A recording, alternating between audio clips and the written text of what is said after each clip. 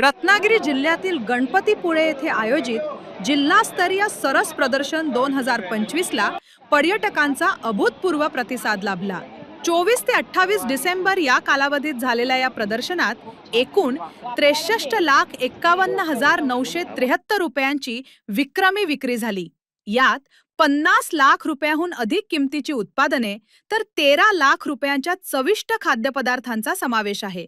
ग्रामीण भागातील महिला स्वयंसहाय्यता समूहांना हक्काचे व्यासपीठ मिळवून देण्याच्या उद्देशाने एकूण 83 स्टॉल्स उभारण्यात आले होते।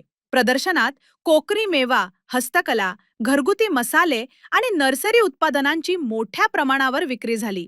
केवळ व्यापारच नव्हे तर सांस्कृतिक कार्यक्रम आणि पाककला स्पर्धांनी या महोत्सवाची रंगत वाढवली।